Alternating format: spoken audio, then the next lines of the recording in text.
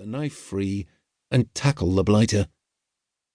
Duncan lacked his opponent's brawn, but he'd spent years brawling, as only a minister's wayward charge could brawl.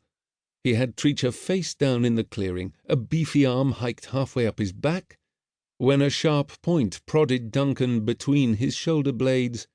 "Let him up, your worship, and I might allow you to live. Insist on more foolishness, and yon Cornet won't be the only one going to his reward today." Well, of course, the senior officer had arrived, and Duncan's failure to anticipate that development meant he deserved the bother of defending his rabbit against two criminals. He'd been too ready to use his fists, too ready to take out his frustrations on any willing fool. Without easing the pressure on Treacher's arm, Duncan glanced over his shoulder. Assailant number 2 was smaller and in possession of an equally shiny, sharp knife.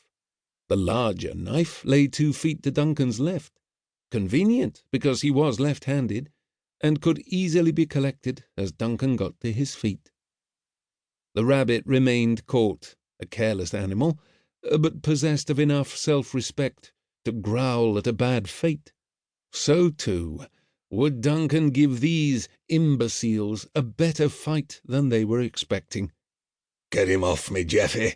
Bastard's about to break me arm." Not break, dislocate. The challenge was to achieve that aim, grab the knife, rise, turn, and deal with Geoffrey, all without stepping on the rabbit. First, Duncan would affect the posture of a man defeated and in fear for his life. Second, he'd drop the knife. This voice was feminine, annoyed, and a surprise. "Says who?" Geoffrey asked. "A woman holding a gun," Duncan replied, "and from the look in her eyes, I'd say she knows what to do with it. Madam, good day. Duncan Wentworth at your service, though I apologize for the lack of a proper introduction. A pleasure to make your acquaintance." She had dark eyes, probably brown when viewed from bowing over her hand distance. Her hair was the rich hue of mink in summer, her figure on the gaunt side of trim, and she was of barely medium height.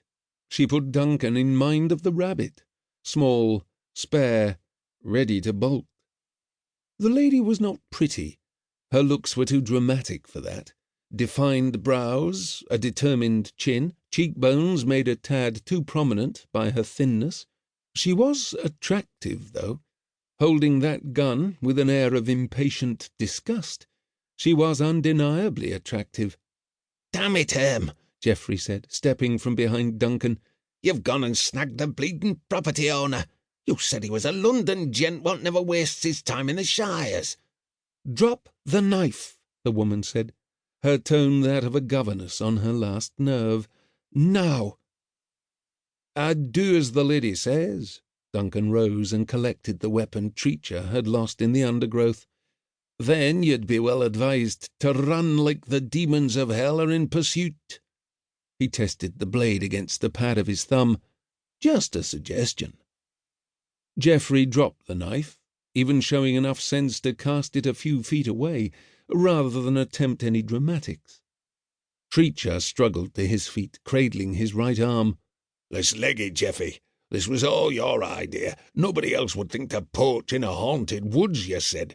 Now my arm's half busted, and we haven't got no rabbit, and the swell is making threats." The lady sidled around the clearing, putting herself between the rabbit and the men. The barrel of her gun, a nasty coaching pistol that could easily have brought down a horse, remained marvellously steady in her grip. "Au revoir, gentlemen," Duncan said, stepping to the lady's side.